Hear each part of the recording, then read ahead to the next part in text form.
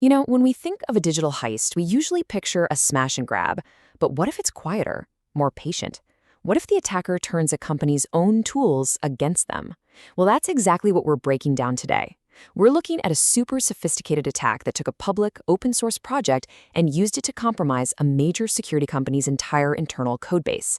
This is a masterclass in modern supply chain attacks. So, picture this.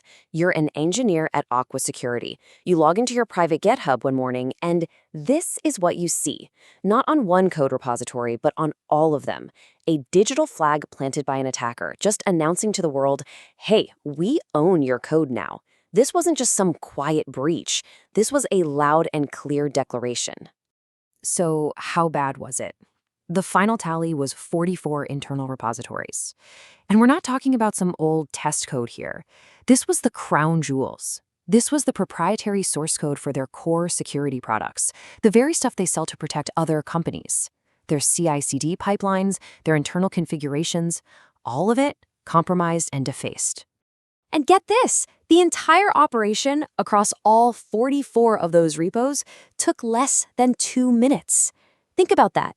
This wasn't some clumsy manual attack. This was a surgical strike, executed with flawless automation. The attacker basically just pushed a button, and the whole house of cards came down.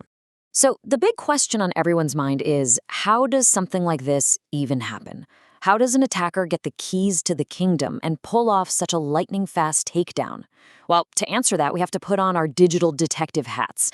We're going to start with the takedown itself, then follow the digital trail to find out how they got in and uncover the ghost in the machine. After that, we'll lay out the full anatomy of the heist, profile the cybercriminal behind it, and most importantly, talk about how you can harden your own fortress against this kind of thing. Let's dive in. Okay, let's start by reconstructing the crime. The speed and the scale of this defacement are our first big clues. They tell us exactly what kind of sophisticated operation we're up against. If you look at the logs, the timestamps tell the whole story. I mean, look at the gaps between each repository rename. We're talking mere seconds. There is no way a human is typing that fast. This is the work of a script, just hammering the GitHub API with a patch request for each repo one after the other. The attacker had a target list, they had a powerful access token, and they just let the code do all the dirty work for them. Right, so that speed just screams automation. But a script like that is totally useless without a key, without a way in. So the next step for investigators was to trace those digital breadcrumbs back to the compromised account and figure out how it got so dangerously powerful in the first place. The culprit turned out to be a service account, a non-human user named Argon-DevOps-Mgt. You can think of these accounts as the digital janitors of your infrastructure, except they hold all the skeleton keys.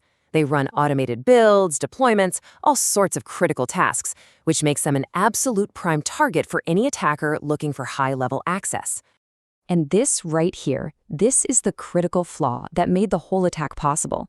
This one single service account was a bridge between two completely different worlds. It had administrative privileges in both Aqua's public, open-source GitHub organization and their super-sensitive internal private organization. So one compromised token didn't just open one door, it gave the attacker the keys to two entirely separate kingdoms. A huge mistake.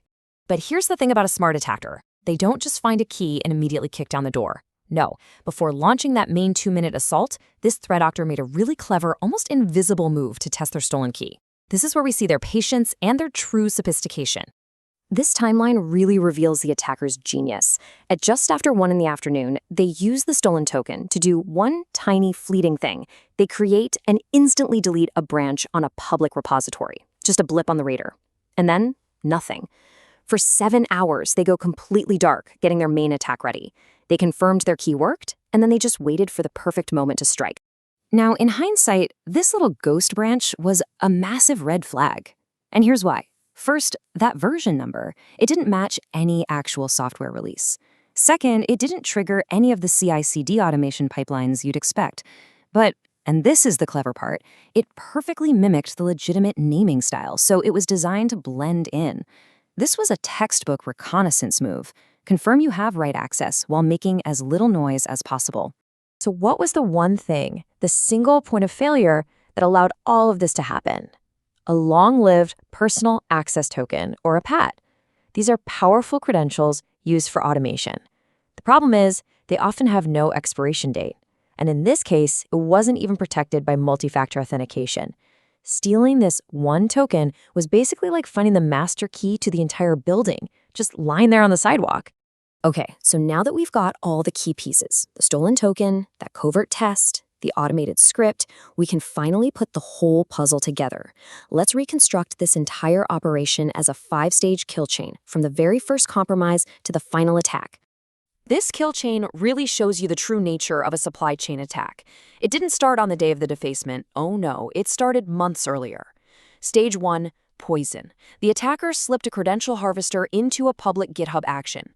Stage 2, harvest. That malicious code scraped the service accounts token from the CI runner. Stage 3, reconnaissance. That's our ghost branch test. Stage 4, enumeration. They used that verified token to list all the internal repos. And finally, Stage 5, defacement. They ran the script. A patient, perfect takedown. Now, an attack this clean, this sophisticated, it's not the work of some amateur script kiddie. It takes skill, patience, and resources. So who was behind it? Well, the calling card belongs to a known and evolving threat actor, TeamPCP. These guys, TeamPCP, who also go by names like Deadcat X3 and Shellforce, are specialists in cloud-native attacks. Their TTPs, their tactics, techniques, and procedures, range from supply chain poisoning just like this, all the way to deploying destructive Kubernetes wipers. They are a versatile and very dangerous group. And here's the really scary part. If you look at their track record, you see this clear and worrying evolution. They started out with pretty simple cloud exploits. Then they graduated to supply chain attacks. Then they started deploying advanced worms. This attack on Aqua Security, it represents a whole new peak for them, a full organization-level compromise of a security vendor. They are getting smarter, bolder, and a lot more ambitious.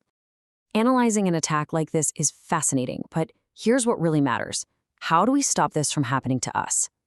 Let's talk about what it takes to harden the fortress. So for a victim like Aqua, the immediate response is basically crisis mode. The first rule is to assume everything is compromised. That means you revoke every single service account token, you rotate every secret and credential that might have been exposed in the code, and you launch a deep forensic audit of all your logs and CI runners to hunt for any lingering backdoors. All right, now for the rest of us, this is your homework, your to-do list. First, pin your GitHub Actions to full commit hashes, not tags that an attacker can secretly update. Second, get rid of long-lived paths. Just abolish them. Move to short-lived, auto-rotating tokens for all of your automation.